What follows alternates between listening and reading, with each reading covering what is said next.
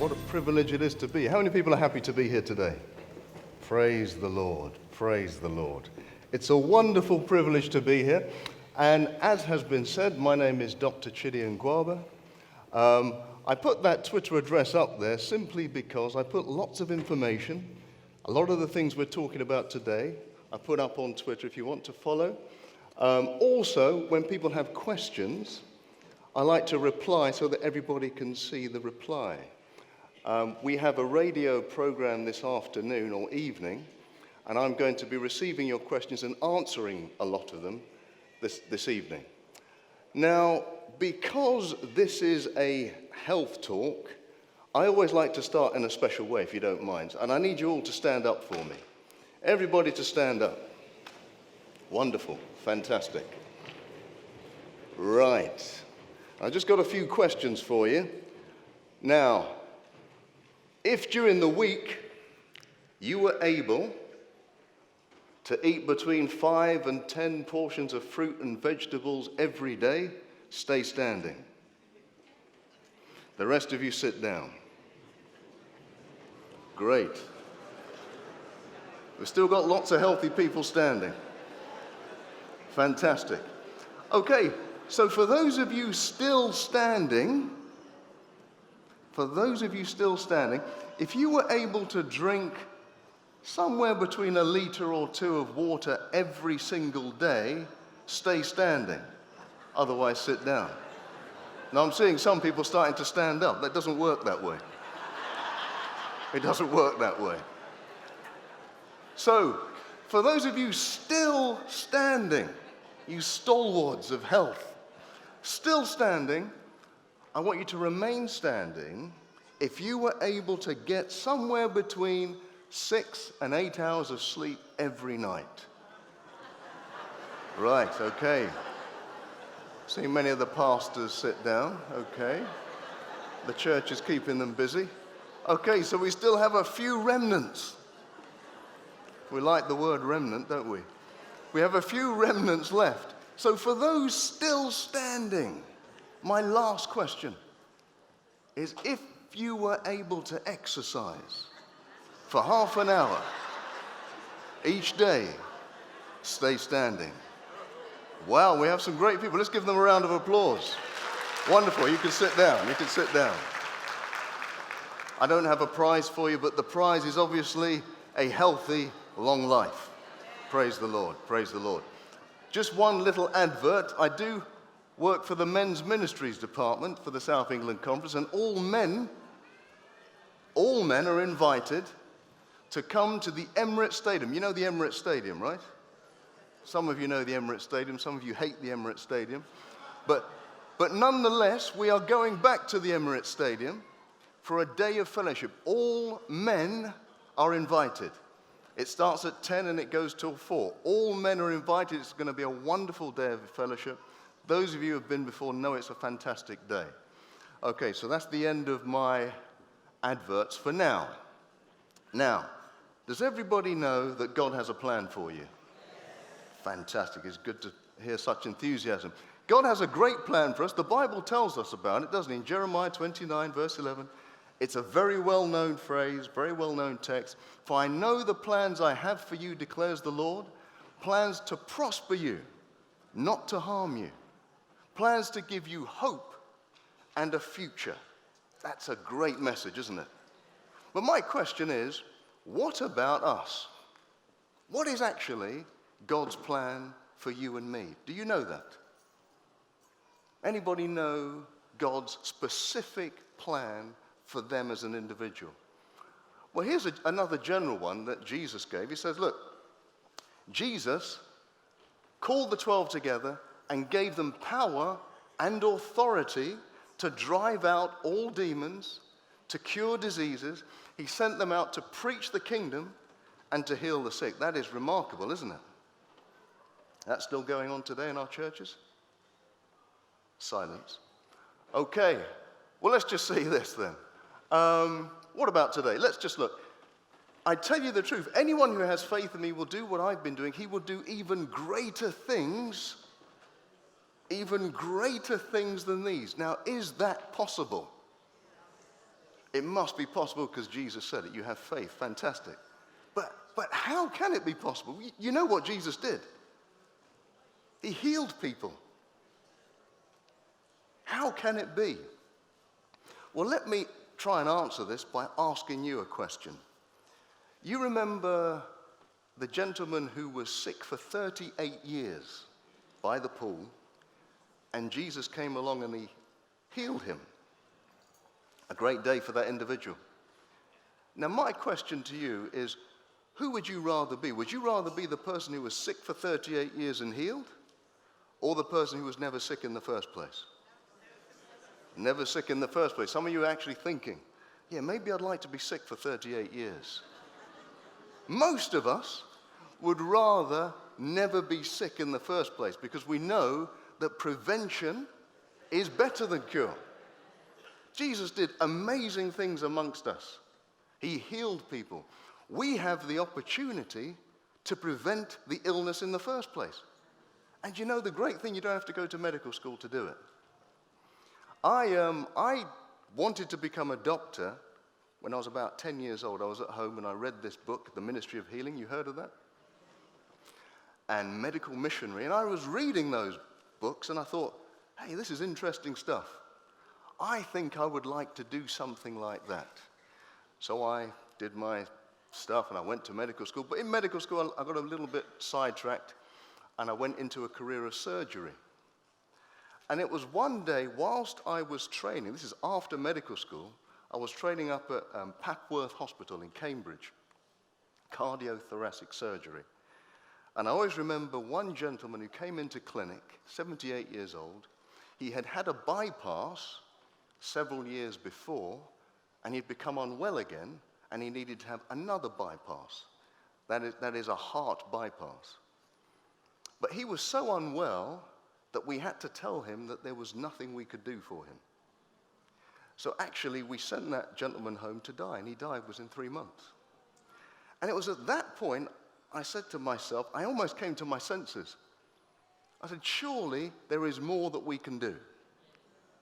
You know, with all the knowledge we have, with all the scientists we have, surely there is more we can do for individuals who cannot help themselves. And that's when I turned to lifestyle and preventative medicine. I retrained as a GP, and then I did preventative medicine. But you know, there's one thing that you have to know in medical school. In order to qualify as a doctor, you need to know one or two things. You don't need to know about Homer Simpson. What you do need to know are the first signs of heart disease. In fact, what you really need to know are the first signs of a heart attack. You know, crushing chest pain, sweating, nausea, pain going down your left arm. Those are very important symptoms you need to be able to detect. But I put it to you that this gentleman already has the first signs of heart disease. He has an inactive life, poor diet, stressed out all the time, overweight, smoking, and drinking. Already, before any signs on his body, he has heart disease. During the Vietnam War, do you know the average age of the soldiers that fought in the Vietnam War for America? 19. They were 19 years old. Now, when those gentlemen came back dead, some people did some autopsies on their bodies. And at the age of 19, they already had severe heart disease at 19. And that was because of their lifestyle. Severe heart disease just means that instead of having lovely clean arteries like that, they've all started to clog up with fat and cholesterol. And all of these things are lifestyle diseases. They're lifestyle diseases. So when I was training in lifestyle medicine, I went back to a very good surgeon. He used to be a surgeon like me. And he did a fantastic experiment, which I want to share with you. He did this at the Cleveland Clinic. Now what he did, he took 18 patients with severe heart disease and very high cholesterol. Now, of those 18 patients, for the previous 8 years, they had had 49 cardiac events. And that could mean anything. That could mean a heart attack, chest pain, having to have a bypass. But collectively, they had had 49 cardiac events. All he did for them was change their diet to a plant-based, whole grain, no saturated fat and no dairy products. That's all he did. Now, the remarkable thing that happened, their cholesterol levels halved within 2 to 3 months. So the cholesterol levels just came down, just with the diet change. The 11 years following the experiment, there were no cardiac events. Something else happened. Within the first 2 weeks of them changing their diet, folks, none of them had any more chest pain. Now, if you go to a GP today and you have chest pain and they say, well, you need to see a cardiologist, it may take 2 weeks to see a cardiologist. But before 2 weeks, those symptoms could have been reversed. Amazing. What I'm actually telling you is absolutely fascinating and remarkable. Something else that's interesting, more than 70% showed a dramatic reversal of the disease. So some of them had angiograms and follow-up. Now, can you see this? This is one person who was in the study. The before shows that little stricture. That little stricture is where there was severe narrowing and heart disease, causing chest pain. Leaving it like that, you can lead to a heart attack. After, now that after is about 2 years after, but you can see the artery is completely opened up without any surgery. Now, if I was back at Papworth Hospital and I was showing this to my colleagues, they would say, Chidi, that's fantastic. You did a brilliant operation. This was done without opening someone's chest. Anybody ever seen a bypass operation? Ever seen one?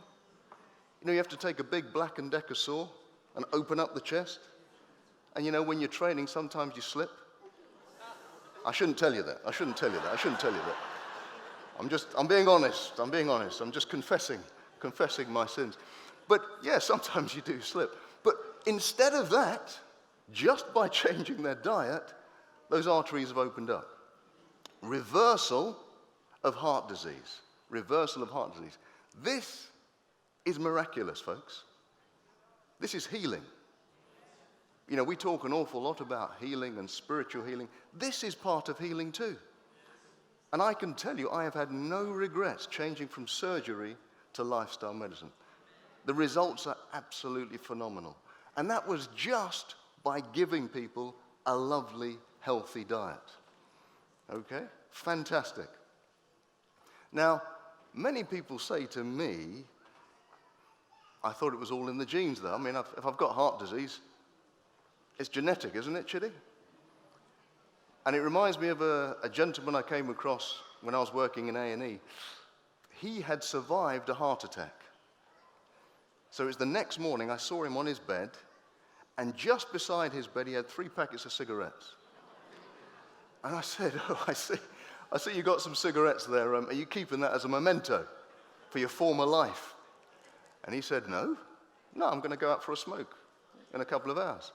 I said, but aren't you a little bit concerned because isn't it the cigarettes that helped get you to have a heart attack? He said, no, doctor, don't worry about me. I had a heart attack because my father had a heart attack. And he had a heart attack because his father had a heart attack. I was always going to have a heart attack. You know, some people you just cannot tell, you cannot instruct. I remember seeing a group of 13-year-old girls smoking. 13-year-old girls smoking. So I built up my courage and I said, look, girls, you know, smoking is going to shorten your life. They said, oh, don't give me any of that. Are you a doctor or something? I said, yeah. Oh, don't give me any of that. My uncle smoked 60 cigarettes a day, every day of his life, and he lived to the ripe old age of 53.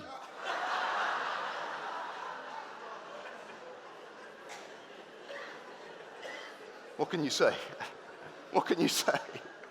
I guess that's old. I guess that's old in some people's books.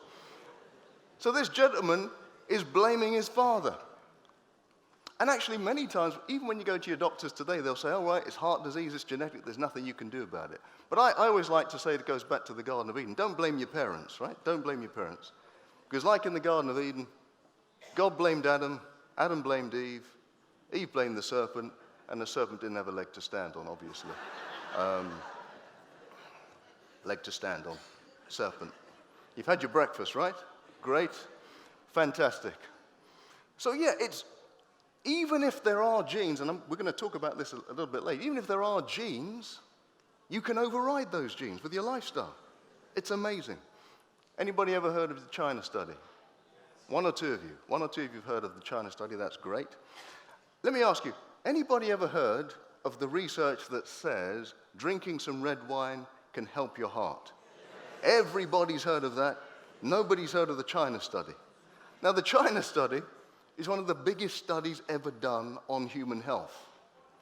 That study I talked to you about is a small study that has no credibility. You know, wine is never going to help your heart. And if you don't believe me, if you have high blood pressure, you go to your doctor and say, well, doctor, I've never drunk in my life, I've got high blood pressure, do you recommend that I start drinking red wine? They will always say no. Alcohol does not help your heart. But the China study is fascinating. I just want to tell you one small bit of research. I recommend the book. I have no shares in it, by the way, okay? But I recommend the book highly. But one small study is fascinating, because we're talking a bit about genes and disease. They took 1,000 rats, because they say that rats are very like humans. Lots of women nodding. So that rats are very much like humans in that the proportion of fat and protein they eat. So they took 1,000 rats and they injected them with a toxin called aflatoxin. Now, if you're injected with a toxin called aflatoxin, you will get liver cancer. There is no choice of the matter. It will cause liver cancer. And indeed, every single one of those 1,000 rats got liver cancer. They then took another 1,000 rats, injected them with the same toxin, but all they did was halve the amount of protein, animal protein, in their diet. So instead of 20%, they reduced it to 10%. Not one of those rats got the cancer, just by lowering the amount of animal protein, especially milk protein, in their diet. So what that's saying is, even if you have something that causes you to have cancer, even if you have a genetic predisposition for cancer, by altering your lifestyle and your diet, you can switch off those genes. This is the field called epigenetics. What you do in your life can affect your gene makeup. That is remarkable. Because I don't know if you know this, we all get cancer. Let me see the hands of anybody who knows somebody who's had cancer. I mean, look at that. Wonderful. I mean, that's an epidemic. I don't mean wonderful people who've got cancer. But that classifies an epidemic. And I am seeing people, increasingly young people, with cancer. You know, it's even affected my family. My sister-in-law had a brain tumor, recently removed. And she's only in her mid-30s. So it's affecting us more and more. So we really need to understand it. But I say, cancer is just like one battle lost after millions of battles won. We all get cancer, but our bodies are able to deal with it. We have these wonderful cells called natural killer cells that parade our bodies and seek out and destroy any tiny cancer before it can start to grow. But let's just have a look at what cancer is. So you have to remember that our bodies have about 100 trillion cells. 100 trillion. You can't even think of that number. There are so many. So it's not unlikely that within those 100 trillion cells, which all have a copy of your DNA, each of them have about 50,000 genes, sometimes one of those genes is going to go wrong. And when it does go wrong, that's when we get cancer. We know this lady, Angelina Jolie. You know, she's been in the news for a while, right? She had both of her breasts removed because she has a gene that predisposes her to breast cancer. That is serious. And I would say for the last 10 years, I have seen patients, young ladies, who have wanted to have their breasts removed early because their mother had breast cancer, their sisters had breast cancer, and they know that they have a high risk of having breast cancer. Now, that's a dramatic and drastic thing to do, but you can understand it, can't you? You'd rather have the mastectomy than have the cancer, and I completely understand that. But there is some hope. I want you to look at this research and see what you think about it. So this is talking about the gene BRCA1 and BRCA2. These predispose you for breast cancer. Now just look at the evidence though. For a woman born before 1940, she has a 24% chance of getting breast cancer by the age of 50. If you're born after 1940, that rises to 67%. Now, why should that be? I hear people say diet. And what's so special about this number 1940? Okay, the war. Yeah, I hear you say the war. So what's special about the war? Sorry? Rations. You see, during the war, you couldn't eat what you wanted. You couldn't have butter and cheese and milk and chocolate anytime you want. I mean, I used to see people who used to have one tiny square of chocolate that would last them for a month. That was during the war. And that was if they were very, very lucky. Now today, I see children walking to school with not fun size, those large Mars bars, and walking home with another Mars bar. Things have changed absolutely, completely. And these people were not trying to avoid cancer. They were just living their normal lives. So like Angelina Jolie, if a lady has that gene, simply by changing their lifestyle, reducing the amount of food, especially high-fat, high-dairy food, can actually prevent them getting the cancer. And there's lots of research being done today as an alternative to having both of your breasts removed. So even if you have, and by the way, only 5% of women with breast cancer have that gene. 95% of women with breast cancer do not have that gene. So, but by changing your lifestyle, you can actually reverse the disease. Let's have a look at this. This is a map of the world, and it shows places with breast cancer. And to be honest, it's the same for prostate cancer. The red areas are where there are high levels of breast cancer. Sometimes 1 in 3, sometimes 1 in 10. The dark green areas are where there is hardly any breast cancer. Sometimes 1 in 100,000. Now, what do you see? See any kind of pattern there? Okay, the West and the rich countries. What about the rich countries? They have the highest incidence of cancer. The richest places on the earth have the highest incidences of cancer. And the interesting thing, just in case you thought it might be genetic, if you take someone from darkest China, rural China, and take them to America, their risk of breast cancer rises to the same as every other American. It is a lifestyle disease. That's actually very good news, because it means that there is something we can do about it. There is something we can do to prevent it, and even if we get it, and you've had the operation, we can make sure it doesn't come back.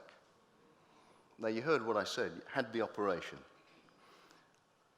And I think I should just give a bit of caution here, because I do see many people who come to me who say, well, you know, I think I've been diagnosed with breast cancer, but I'm trying to go an alternative route because I don't want treatment. And I ask them, well, why would you want to do that? They say, well, I just don't want to go through the normal treatment. And I always say to them, well, look, if you were to have a heart attack right now, would you say to me, I don't want to go to hospital, just give me the broccoli juice and I'll be fine? It makes no sense to me. Once you have been diagnosed with cancer, you need treatment. You need it removed, you need the radiotherapy, you need the chemotherapy. Yes, it's awful, but it's necessary to keep you alive, okay? It is necessary to keep you alive. I have a very good friend, Professor Jane Plant, Actually, I work with her every week. She was diagnosed with breast cancer 5 times. 20 years ago, she was given up for dead by the Royal Marsden, which is our senior cancer institute. She's alive today simply because she changed her diet to a low-fat, plant-based diet. Okay? Now, you heard what I said. I said a low-fat, plant-based diet. Many people say, yeah, well, I've been vegan all my life. How come I've got high cholesterol? How come I've got cancer? Being a vegan doesn't mean you're healthy. Okay? Being a vegan doesn't mean you're healthy. I used to have a vegan restaurant myself, and the vegans that used to come in, the first thing they would ask is, where's the vegan chocolate cake? Give me the vegan chocolate cake. You can still have high-fat, high-sugar, high-salt vegans, right? So you need to be a low-fat, plant-based diet. That is a healthy lifestyle. And it's great that Professor Jane Plant is still around today doing the similar work to me. So as well as breast cancer, we think about the prostate for you men, right? For those of you who didn't know where the prostate was, it's just right below your bladder, just there, about the size of a walnut. Now, some of you may have even had an exam, okay, for your prostate, because it becomes enlarged with age often, especially in the West. And it becomes enlarged purely because of our diet and lifestyle. I would recommend one thing. The Radio 4 did a wonderful program a few weeks ago, the food program, which was a kind of a copy to one they did in 2009, which talked about a man who had prostate cancer, and they were following him. And he decided to change his diet to a low-fat, plant-based diet. He cut out the meat, he cut out the dairy. His PSA, his prostate-specific antigen, which is a marker, went dramatically down just by changing his diet. I have personally spoke to a scientist, doctor in California called Dean Ornish, who has just published some research that a man who was newly diagnosed with prostate cancer can actually reverse it with his diet.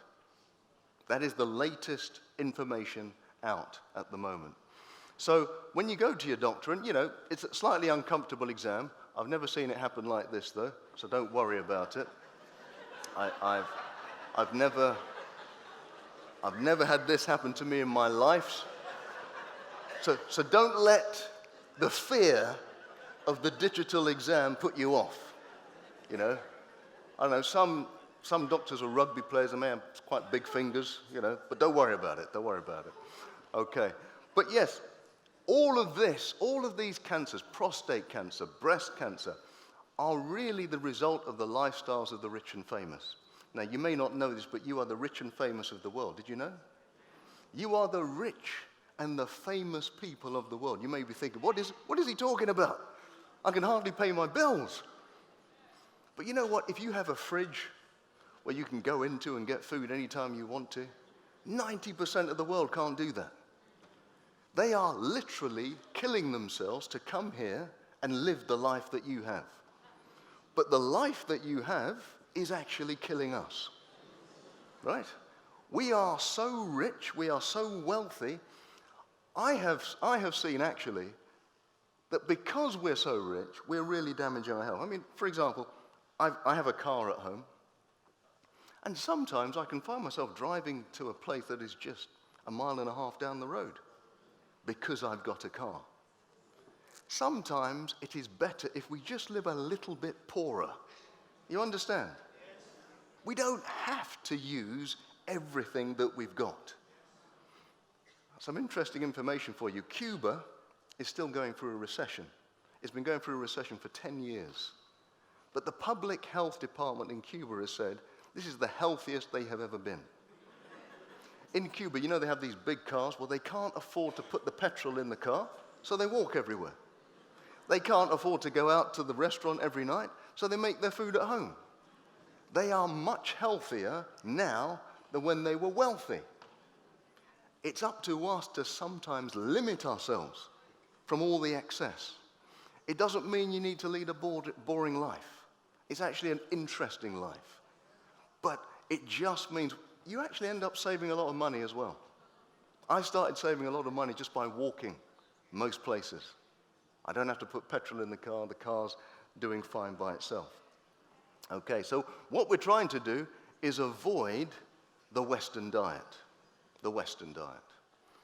The Western diet, which is low in fiber, high in fat and cholesterol, high in sugar, high in salt, low in nutrients, and high in protein. High in protein. I have seen, actually, in the media, there is this tendency to promote protein these days. Have you seen that? And especially all the young guys going to the gyms wanting to look like Arnold Schwarzenegger. High protein drinks. Those drinks are actually killing us. They kill your kidneys. You have too much protein in your system, it leads to cancer and arthritis. Okay? Those people who want to look like Arnold Schwarzenegger need to remember that Arnold Schwarzenegger had several heart attacks in his life. He's had several hip replacements, all because he has a high protein diet, plus probably a few steroids along the way. Okay, now this gentleman has a lot to answer for. I'm sure you all know him. He's affected all of our lives. When I show you his symbol, McDonald's. Yes, McDonald's is what you would call the typical Western diet. High in fat, sugar, salt. Low in fiber, low in nutrients. That's the typical meal.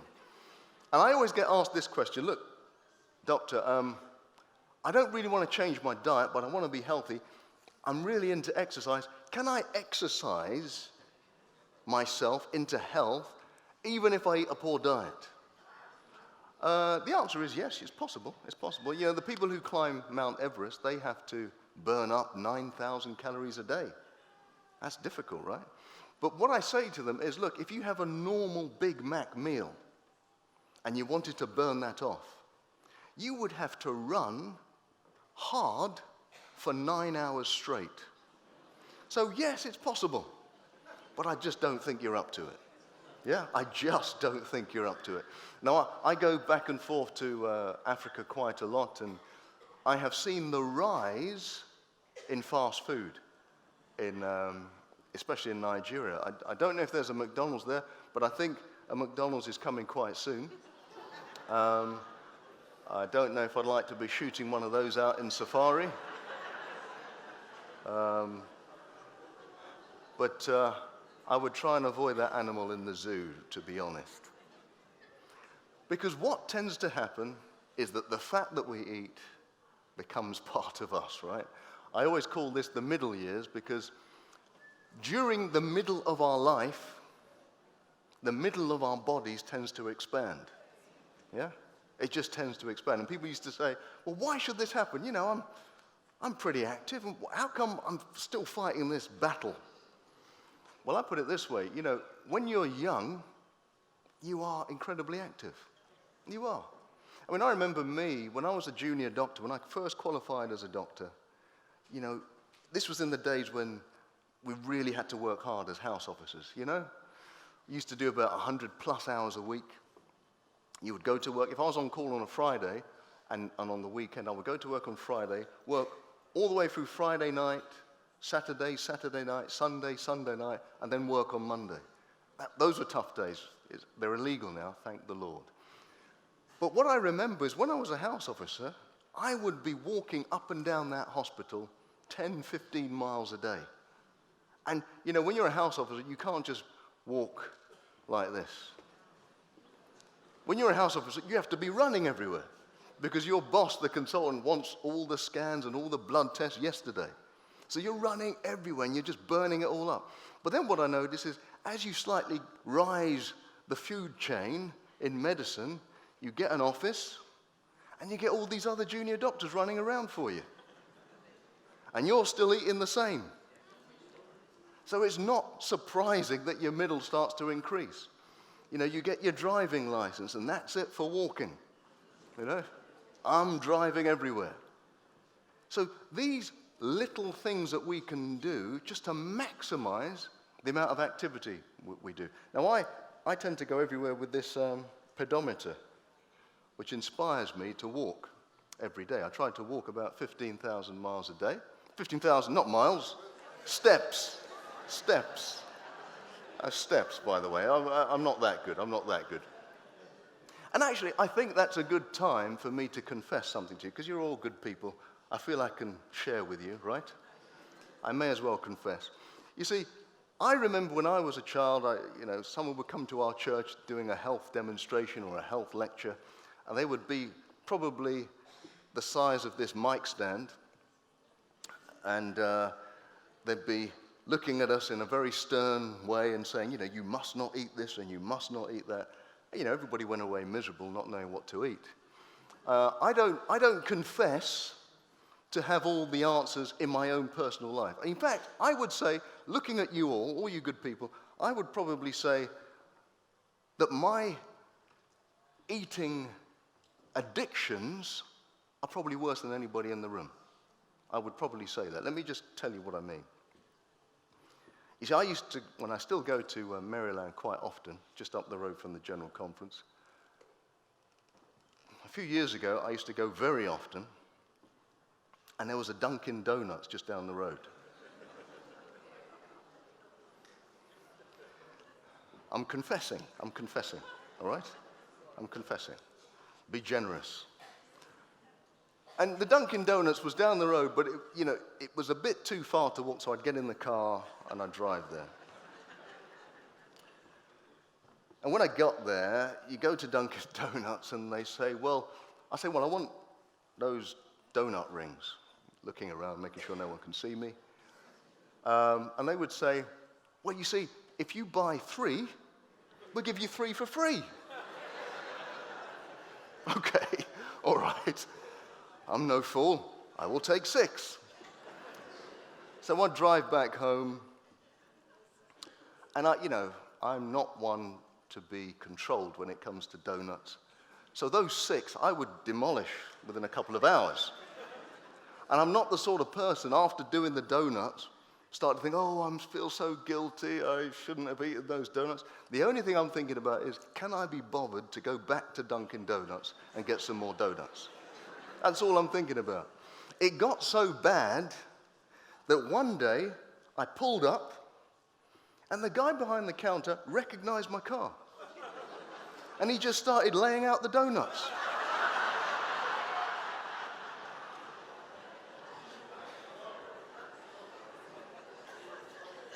At that point, I realized I had a problem. That's like an alcoholic being on Skid Row, right? I realized I had a problem, so I had to do something about it. I have to try and avoid certain things. So I'm not here lecturing you like I'm some paragon of virtue, okay? We all have weaknesses, don't we? We all have problems. You do too, right? Not just me, you do too. But we have to devise ways, and we're going to learn how we can do that during the week. We have to learn to devise ways to overcome those problems so that we can live the life God has in store for us. So I try to be positive about everything I'm talking about. I don't like to be negative. There's only one thing I'm slightly negative about, and it's just in this video. I'm not exactly sure what you're laughing at. What are you laughing at? What's funny? What's funny? What are you laughing at? A big man suckling at his mother's breast. It always makes you cringe looking at it, In fact, I heard of a lady last year who was making ice cream from her own breast milk. Did you hear about that? Anybody try any? No? Oh, of course not. Of course not. You wouldn't try that.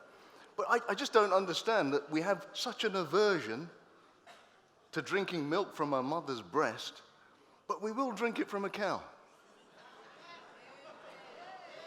How is that okay? At least the woman is the same species, right?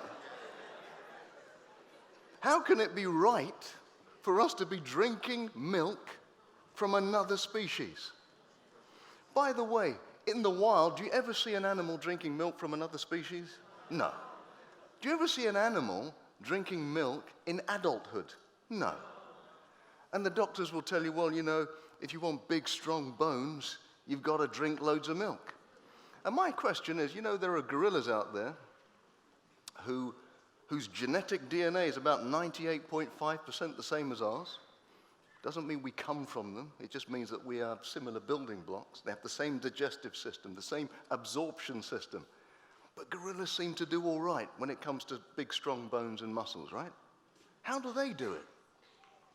They don't even eat meat. How do they do it? So this actually is unnatural.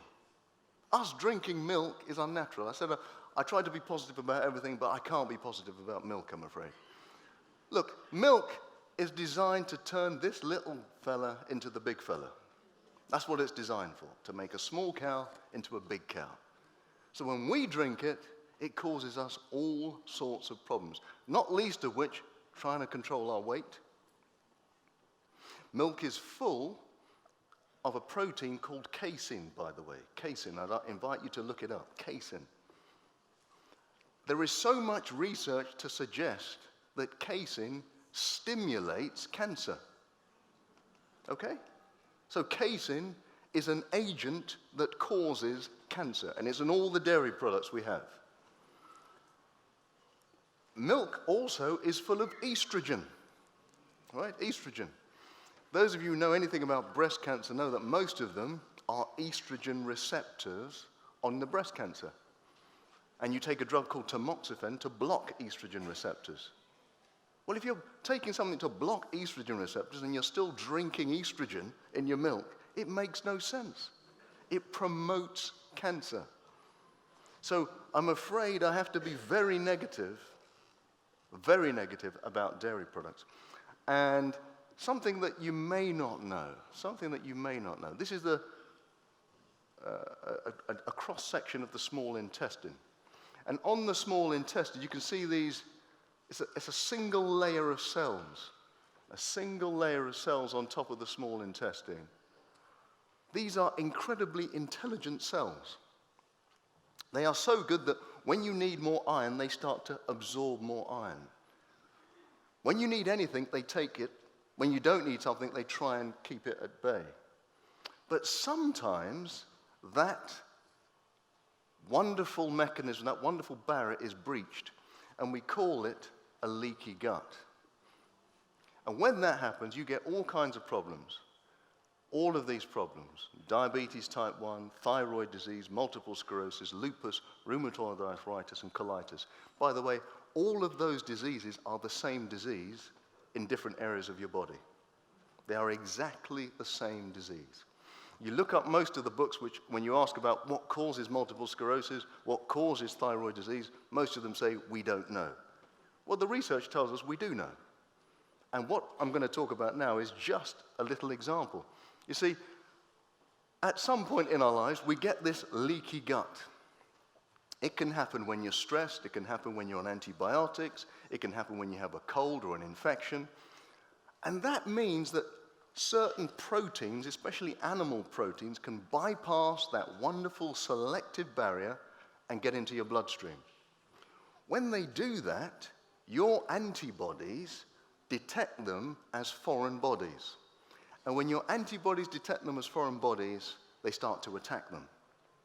Now, the problem is, many of those proteins, especially animal proteins, more specifically dairy proteins, are very similar to your proteins.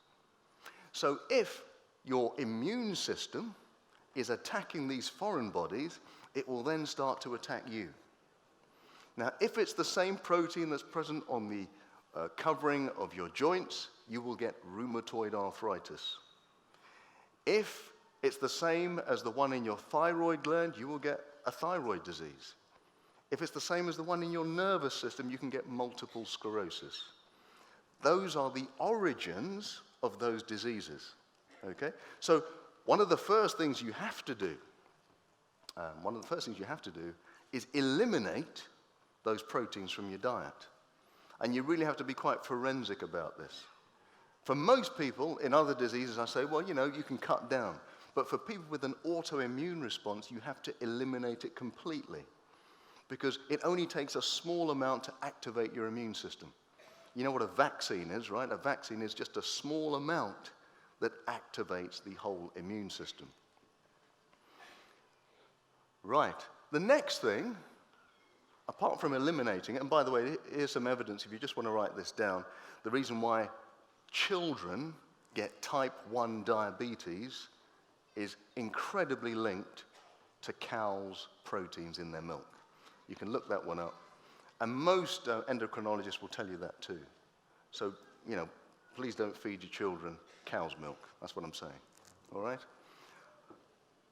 I want to show you this because I've said eliminate animal protein from your diet, but there's something else you can do. And you can check it out by just looking at this map of the world. This is the MS, multiple sclerosis map of the world. Now, because you're all so intelligent, you tell me what you see there. All the highly colored places are where there is lots of MS. All the dark places are where there's hardly any, if any, MS. What do you see? Sorry? Affluence? Not quite, not quite. It's not quite the same as the other one, is it? Let me give you a bit of a hint. This line here, what is that line? That's the equator. And is there much MS on the equator? No, it's hardly any MS on the equator. What does that tell you? Sunlight. Okay. So those people can have any kind of diet they want, but because they're exposed to so much sun, it actually keeps the MS at bay. Now, some of you may know, some of you with arthritis may be able to testify that when you go back home to Jamaica or wherever, your joints feel better. Yeah? And many of us used to think, well, that's just an old wives' tale. Actually, it's true. By exposing yourself to the sun is a treatment for autoimmune diseases, such as MS, rheumatoid arthritis. Okay? So you're able to halt those diseases just by exposure to the sun. Now, that's difficult in Britain, right? So I would love to prescribe you a couple of weeks in Barbados every other week, but I think I'll be struck off. Okay? So this is the only supplement I recommend, and that is vitamin D3. Vitamin D3, and especially if you have any of those diseases. For people with MS, and there's a trial being done even today in Toronto and in Norway on 200 MS patients who have changed their diet dramatically so that they're just on a low-fat, plant-based diet and supplements of vitamin D3. None of their diseases have progressed. They've all stopped. Now, you can't reverse MS because it's nerve damage and we don't make any more nerves, but it hasn't progressed. So things like lupus, rheumatoid arthritis, they will benefit from vitamin D3 supplements and changing your diet. Does that make sense? So, I mean, these things are quite remarkable, aren't they? So we've looked at how you can actually reverse heart disease. We've looked at how you can actually stop and prevent cancer. And we've looked at some of the big diseases like autoimmune disease, like MS. This is information that God has given us, not just for ourselves, by the way. It is so that we can share with those around us. God wants us to be able to heal. If we really want to make God known, let's start living the life God has in store for us. So now, I'm just going to use the next few minutes just for a few questions. So those of you with the mics, if you can just share them around. If you have any questions that you're burning with, please feel free to ask them. Otherwise, please remember that you can follow on Twitter, and all the details of what we've talked about today and many other things will be on Twitter. There's a hand there for those people with the mics. Is this the only mic?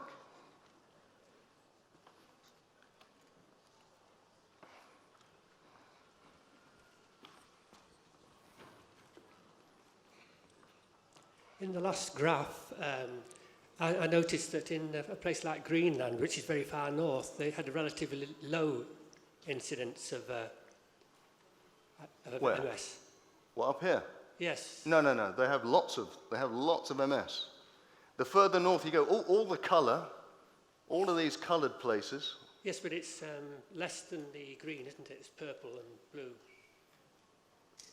Well, slightly less, but yeah. It's still high. Okay. Still high, yeah. Okay. So Greenland and Norway and all those places, they have lots of MS and lots of problems.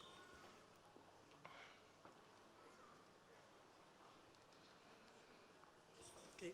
What do you think about soya milk? It's good for us? Okay, very good question. What do I think about soya milk? I think a few years ago there was a big scare about soya milk. Many people saying that soya milk can actually cause breast cancer. That is not true. They said it causes breast cancer simply because soya milk contains something called phytoestrogen.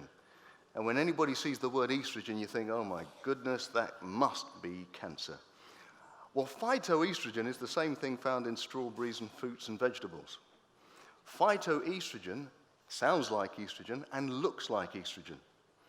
So whereas estrogen would bind to a receptor to make a cancer grow, phytoestrogen, which is present in soya, will bind to that receptor, but it will stop the cancer from growing. It will actually stop other estrogens from reaching the receptor. It's a blocker, so it's a preventer of breast cancer. Tamoxifen, the drug used to treat breast cancer, is a phytoestrogen. So soya milk is actually good for us, all right?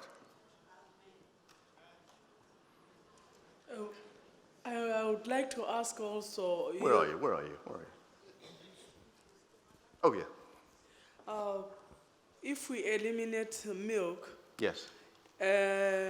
are we not causing another problem for like calcium? How do we supplement calcium then? Okay, very, very good question. And my answer to you is, when gorillas eliminate milk when they're weaned off, how on earth do they cope? How do they still get so big and strong? Milk, let me explain this to you.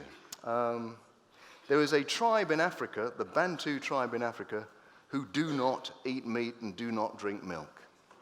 They never, and I mean this, never have fractured hips in old age. Their bones don't get thinner in old age. What they do is they get stronger. How do they do that? Milk actually takes away minerals from bone. Albumin, the big protein in milk, which is albumin, actually withdraws minerals from your bone. That is why when we get older in the West, our bones get thinner. Okay. Tomorrow, I would like to take you back a few years to when you were just at the beginning. You see, something amazing happens during our development. You have these cells that divide and divide and divide, and then something happens. This little tube starts to form, is what we call gastrulation. That tube forms the opening of your mouth, right the way through your stomach, right through your intestines, right the way out to your anus. That little tube is a major part of our lives, and I've called it the real YouTube. Okay? So come back tomorrow. We're going to be talking about lots of things from constipation to cancer. Okay? But until tomorrow, I want you to do 4 things for me. 4 things. Is that all right? 4 things. I want you to look back with forgiveness. Look forward with hope. Look down with compassion. And look up with gratitude. Until tomorrow, we'll see you.